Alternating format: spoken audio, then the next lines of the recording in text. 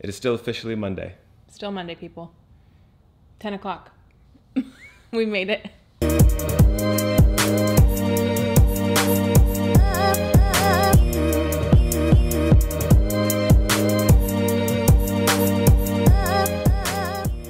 Welcome to Marriage Mondays. My name is Jay Cruz. I'm Julie Cruz.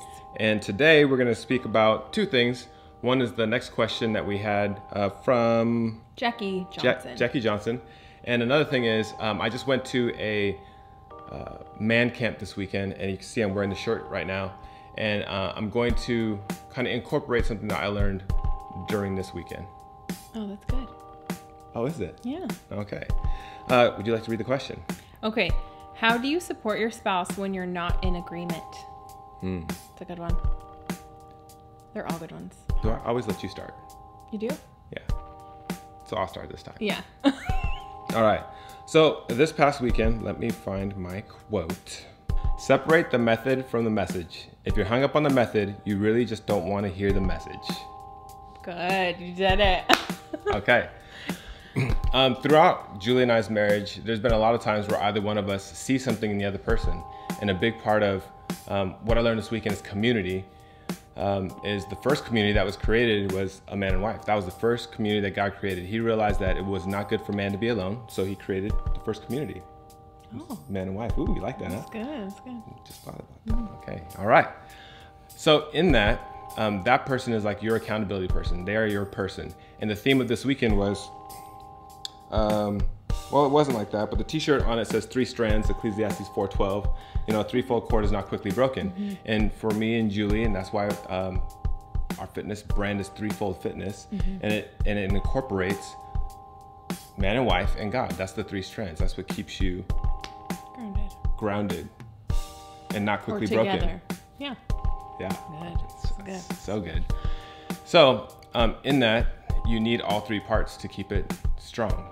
And for Julie and I, so when we see something in the other person, we tend to bring it up. We're not scared to bring it up either. Like if there's an issue, it might be like 1 or 2 days and we think about how to say it to them. And then there might be like a situation, right?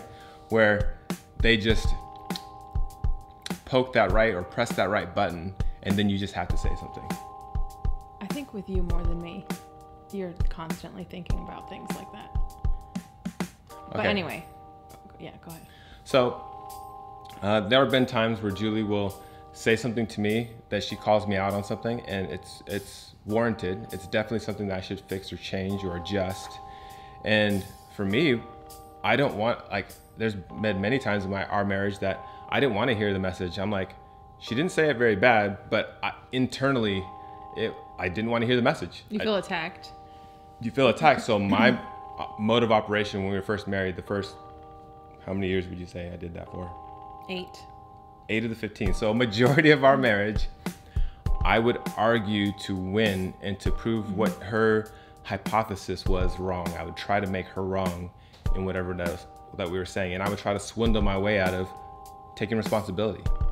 Yeah, and he was really good at it because he's good with his words. He's good at like making analogies and talking. And I'm kind of like not. And so he would just start talking, and so I would shut down, and then I would stop completely from saying anything back. And so I would just take what he was saying, and all I would say is, I hear you, and that's it. Like I couldn't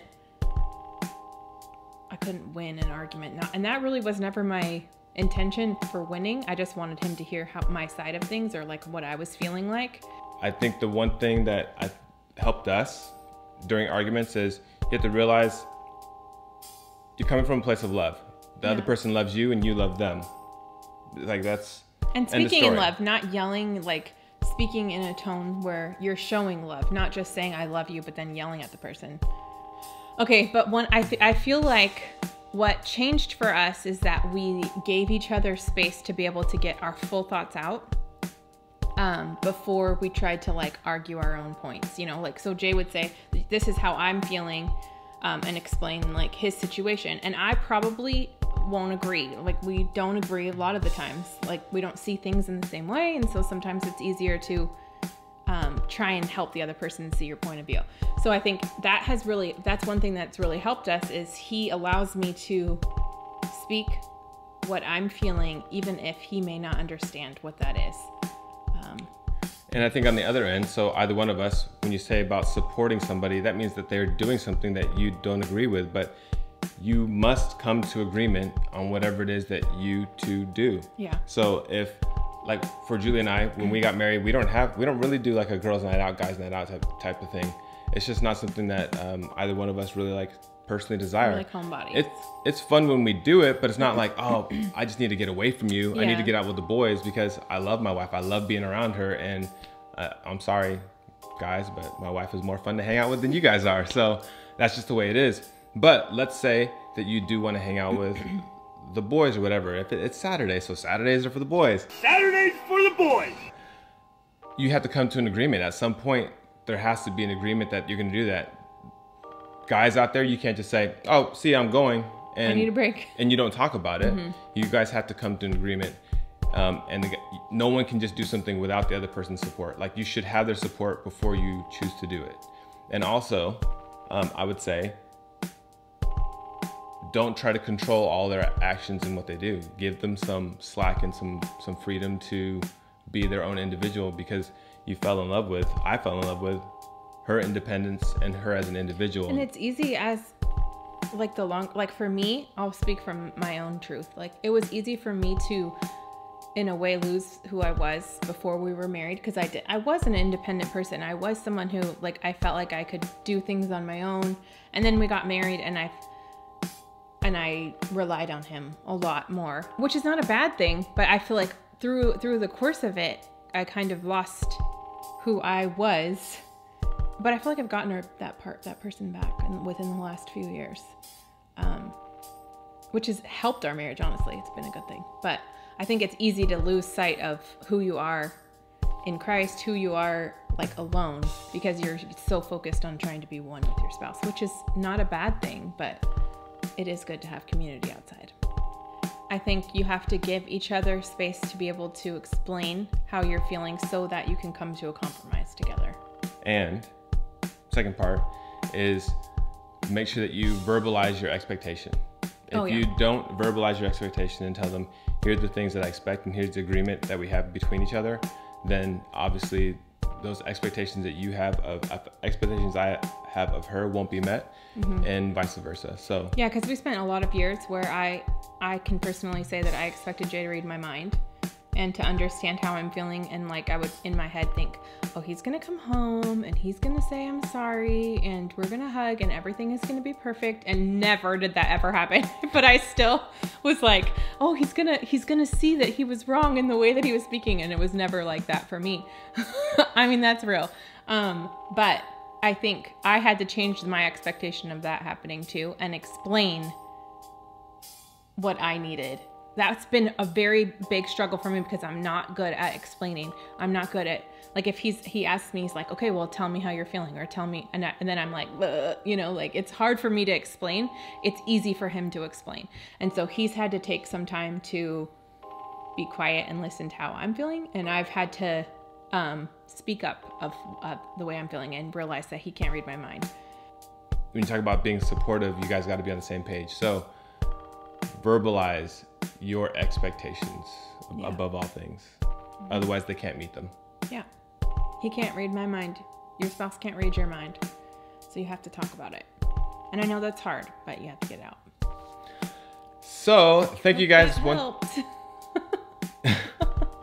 So thank you guys again for spending Monday evening this time with us. You might see this Tuesday morning. But looking forward to you guys' questions. We've gotten a few more in. So we will keep answering those over the next few weeks. Hopefully when my weekends aren't as busy, we can get them on time on Mondays, but it's something we're looking forward to doing in the future. So we will see you next Monday.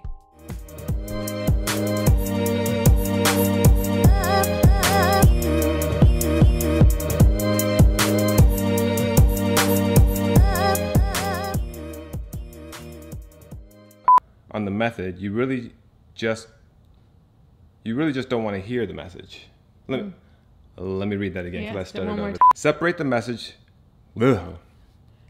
Don't worry, that'll be cut out. To hear the You don't want to hear the message. You want me to say it? I can do this. It's not that hard. It's just words on the page. Okay. One more time. What, you can't do it? Okay. Separate the method from the message. Really hung up on the method. You really just don't want to hear the message. What? You added a really in there. Hold on.